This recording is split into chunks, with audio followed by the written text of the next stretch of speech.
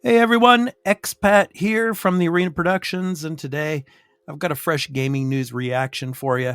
This one's all about Borderlands 4, which was revealed during Sony's recent State of Play.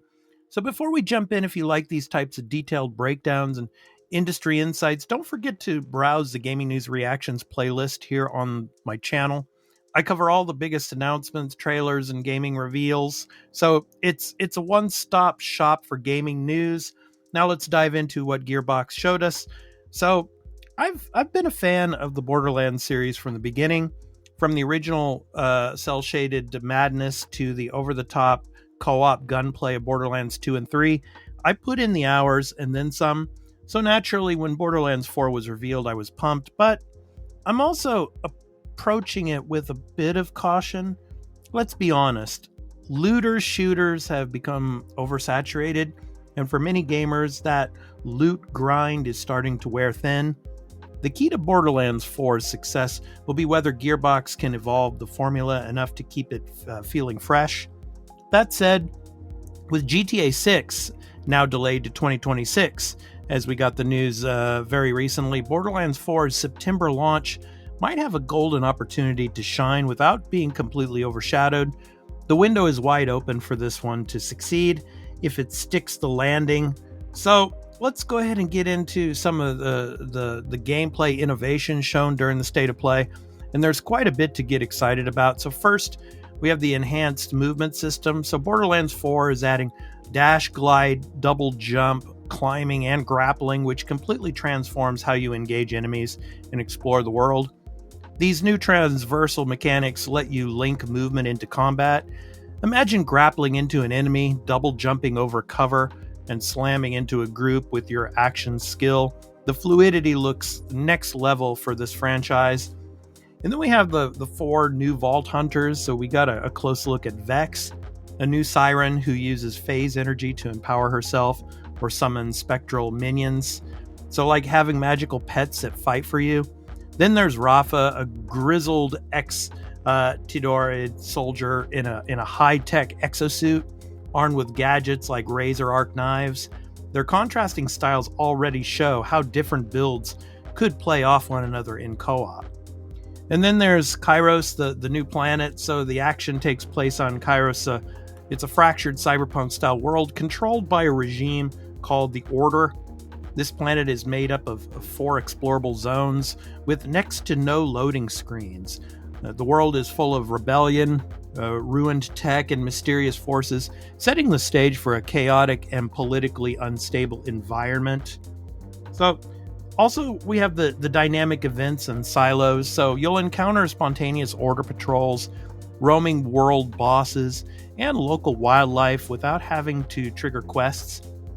Then there are silos, many activities scattered across Kairos where you can recover old order technology for the Resistance. These open up fast travel points, vault key fragment clues, and even tie into dungeon unlocks.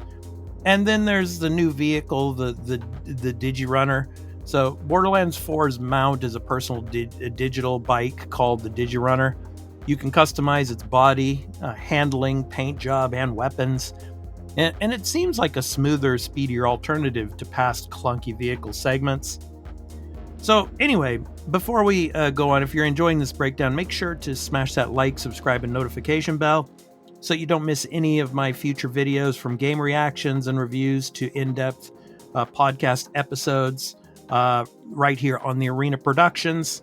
So anyway, let's get to the gear system and loot updates. So loot is the beating heart of Borderlands, and it looks like Gearbox is finally giving the loot system the love it deserves. So we have 8 weapon manufacturers, now more meaningful. So you've got familiar names like Jacobs, the crit-based guns, Malawan, Elemental, Vladov, fast firepower, Torg, explosives, Tidore, throw to reload, and more. But now there are 3 new manufacturers, Order, Rippers, and Daedalus, each with unique firing modes, charge-up systems, or multi-ammo functions. And then licensed parts systems. So this is a huge upgrade. So now guns now spawn with components from multiple manufacturers, which affects their stats and abilities. For example, a Vladov rifle might come with a Torg magazine, a Hyperion shield, and a Malawan elemental switch. The result? Guns that not only shoot fast, but also explode, shield you mid-combat, or change elemental types on the fly. So then there's the enhancements and build customization. So enhancements are replacing the old artifact system. So these new gear pieces give you passive bonuses based on weapon brand, like reload speed boosts for Daedalus or crit bonuses for Jacobs. That means you can now tailor your build to your favorite manufacturer. And then there's the loot economy rework. So Gearbox acknowledged that Borderlands 3 dropped legendaries way too often, which took the thrill out of loot hunting. So Borderlands 4 is pulling back, making legendaries feel rare and exciting again, while ensuring that even lower tier weapons feel great to use. And then new gear slot ordnance. So heavy weapons like rocket launchers and grenade mods now have their own ordnance slot, and they work on cooldowns, not ammo. So you can blast enemies with your big guns more regularly without hoarding them for boss fights. That's a game changer for pacing, especially. So the action skills and the build freedom. So each Vault Hunter comes with 3 core action skills, and each skill tree is filled with passives, augments, and capstones. You can swap in and out. And there's even a respec hub where you can reset everything and try something totally new. So you can build Vex to be a close-range brawler or a long-range elemental controller just by tweaking her augments. And since her powers adapt to the element of the gun she's holding, you can shift strategies mid-fight. That level of on-the-fly flexibility is rare even in top-tier RPGs. And yes, again, you can pet the cat. Priorities. So anyway, overall, Borderlands 4 feels like it's doubling down on what fans love, so the chaotic co-op, crazy loot, and stylish humor, while genuinely pushing the genre forward from the movement system to weapon customization to smarter loot drops. This might be the most refined Borderlands yet. So if you want to see more long-form discussions like this, be sure to check out the Arena Gaming News podcast that I make here on the channel. I do roundups of the biggest gaming news and sit down for some deeper takes.